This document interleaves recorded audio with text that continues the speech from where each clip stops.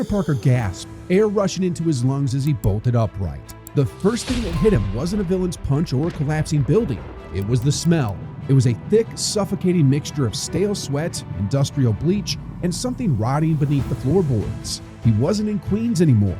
He pushed himself up from the dirty tile of the administration block, his head pounding with a rhythm that wasn't his own. The fluorescent lights overhead flickered with a maddening, high-pitched buzz only someone with enhanced senses could hear, vibrating against his skull like a migraine. He checked his wrists instinctively. His web shooters were scuffed, the nozzle alignment slightly off from the impact of his arrival, but they were functional.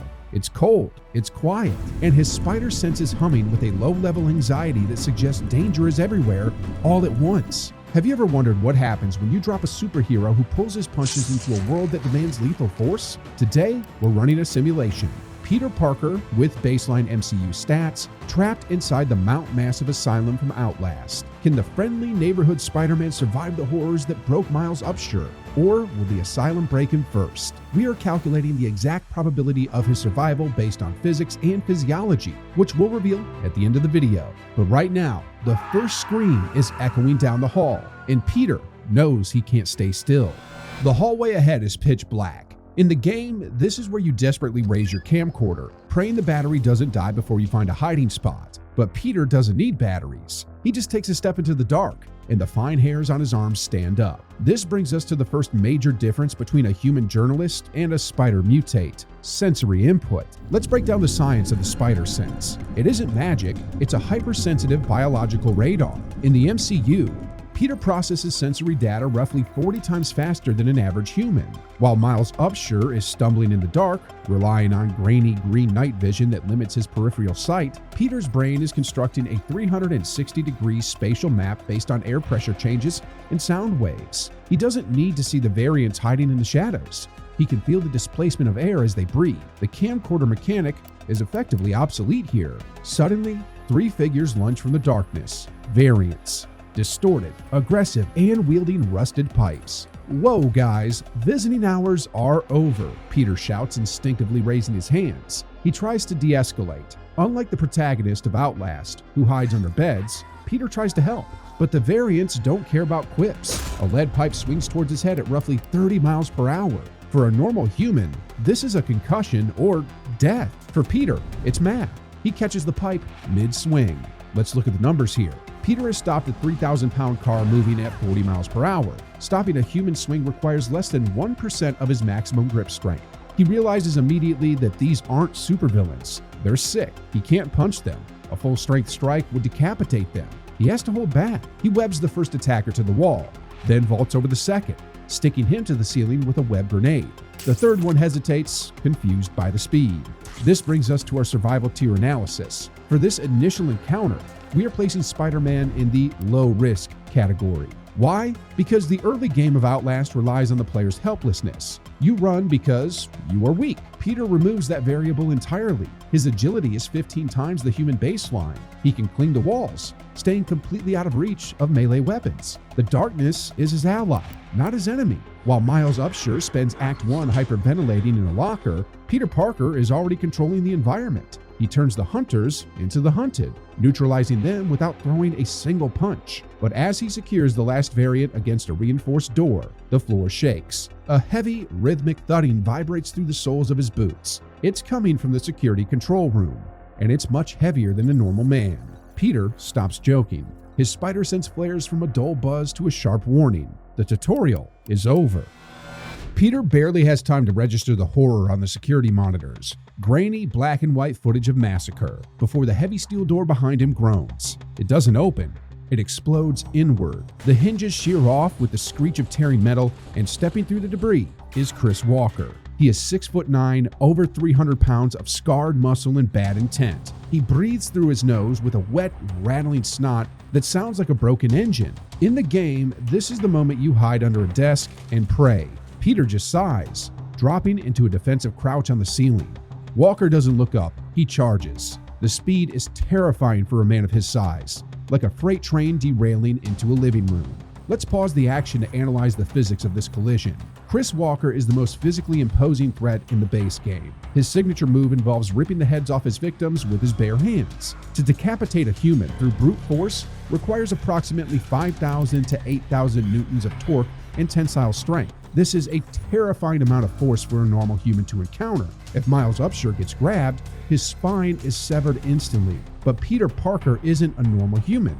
In Spider-Man Homecoming, Peter holds together a splitting fairy. The force required to keep those two halves from separating is calculated in the millions of newtons. Biologically, Peter is incredibly dense. When Walker's massive hand closes around Peter's ankle and he slams the hero into the floor, it doesn't shatter Peter's bones. It cracks the concrete foundation beneath him. Peter grunts, the wind knocked out of him, but he doesn't break. Walker looks confused. He's used to his prey popping like balloons. He raises a fist to finish the job, but Peter catches it. The size difference is comical. Walker's fist is bigger than Peter's entire head. Peter strains, shoving Walker back. The challenge here isn't survival, it's containment. Peter has to restrain a tank without using lethal force, all inside a room the size of a studio apartment. Walker roars and lunges again. This time, Peter utilizes the environment. He fires a web line to the heavy security desk, yanking it into Walker's path. Walker smashes through it like it's made of balsa wood. The confined space of the admin block neutralizes Peter's greatest asset, his acrobatics. He can't swing, he can't gain distance. He has to fight in a phone booth. Peter switches tactics. He stops dodging and starts weaving. Two impact webs pin Walker's left arm to a support pillar. Walker pulls, the concrete groaning, but the tensile strength of the web fluid, stronger than steel cable, holds. Peter slides under a haymaker that would have taken off a bank vault door and fires again. Knees, shoulders, chest. It takes 40 seconds of frantic movement, but eventually the little pig is cocooned against the reinforced glass of the control room window. Walker struggles, snarling, but he's plastered to the wall under 10 layers of webbing. This brings us to the survival tier analysis, low to moderate risk. While physically Peter outclasses Walker by a massive margin, the risk factor bumps up due to the environment. The claustrophobic corridors of Mount Massive force Peter into close quarters engagement, where one mistake doesn't mean death, but it could mean getting cornered or grabbed, which limits his options. He survives easily, but he can't just breeze through it. He has to think. Peter looks at the trap giant,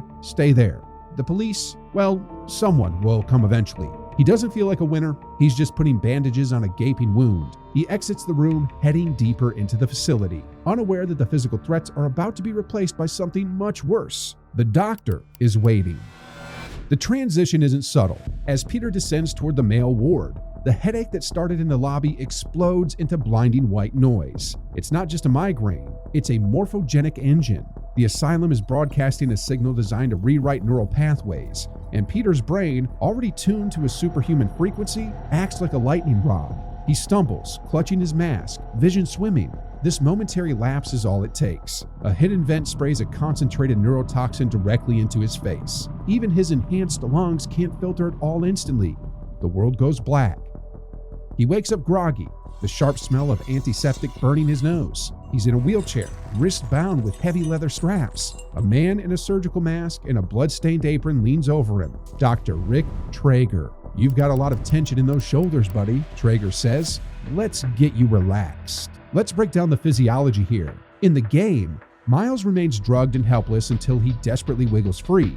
By the time Trager finishes his monologue about business management, Peter isn't groggy, he's faking it. However, there is a new variable, the signal. The Morphogenic Engine broadcasts on a frequency that overlaps with precognitive wavelengths of the spider sense. It's like trying to listen to a whisper next to a jet engine.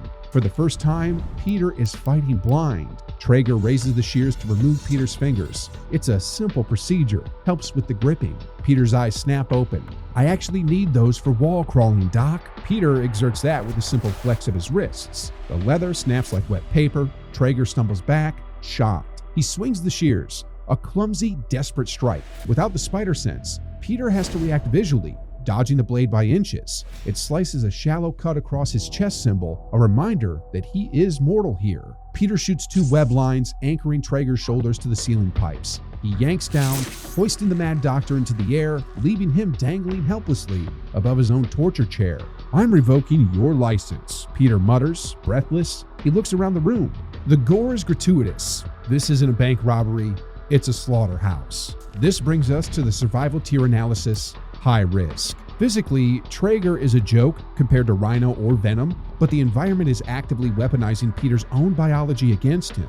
If Trager had struck a vital artery while Peter was disoriented by the static, it would have been game over. Peter doesn't kill Trager, he leaves him webbed up, effectively neutralized, but as he scours the room, he finds documents stamped with the Murkoff Corporation logo. He reads about Project Walrider, nanites, and a host named Billy Hope. Peter's expression shifts from fear to focus. He realizes this isn't a haunted house, it's a lab experiment gone wrong. And he knows how to fix lab experiments. He grabs the file and heads for the elevator. The punching is over. The science begins. The elevator descends into the heart of the mountain, leaving the blood-soaked wards behind for the sterile, white corridors of the underground lab. The air here tastes like ozone. Suddenly, the darkness coalesces. It isn't a shadow. It's a living, shifting vortex that shrieks with the sound of grinding metal. The Walrider has arrived. To a normal observer, this looks like a ghost. To Peter Parker, it looks like a physics problem. He dodges a tendril of black smoke that shatters a concrete pillar behind him. His spider sense is screaming, not at the cloud, but at the central sphere in the distance. Let's break down the science of this final boss. The Walrider isn't supernatural. It's a swarm of billions of nanites controlled by a human host, Billy Hope. In terms of combat physics, this is Spider-Man's worst nightmare. His entire power set is built on kinetic impact, punching, kicking, throwing. But you can't punch a cloud. The Walrider has no solid mass to strike. It moves like a fluid, dispersing around impacts and reforming instantly. Peter lands on a server rack, his lenses zooming in on the particulate matter. Nanotech, self-replicating, hive mind behavior. Okay, I can't hit it, so I have to turn it off. The Walrider surges forward to consume him. This is where Peter's scientific aptitude saves him where his muscles can't. He realizes the nanites are coordinating via electromagnetic signals. He spots the life support pod in the center of the lab, the router for the signal. He improvises. Peter rips a high voltage cable from the wall, exposing the copper wiring. As the Walrider lunges, Peter doesn't dodge away. He fires a web line directly through the cloud, connecting the exposed wire to the conductive floor grating. He creates a massive short circuit. The resulting arc flash is blinding.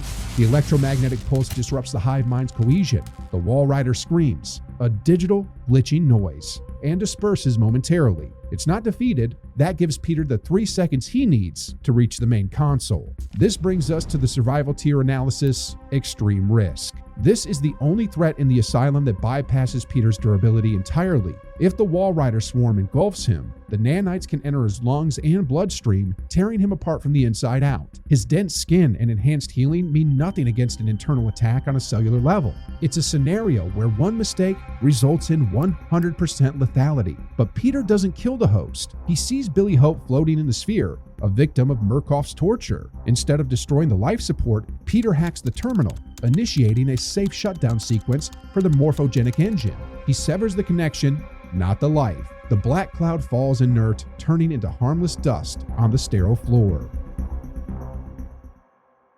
Peter pushes open the heavy exit doors, stumbling out into the blinding Colorado sunrise. The fresh mountain air fills his lungs, replacing the stench of rotten ozone. He clears the game in under 2 hours, with 0 deaths and, crucially, 0 kills. The final verdict? While the psychological toll is severe, Peter's biological enhancements make him the perfect survivor for this environment. Our calculated survival probability is 98.5%. If you want to see if Peter could handle the even darker Whistleblower DLC next, hit that like button and subscribe for the breakdown.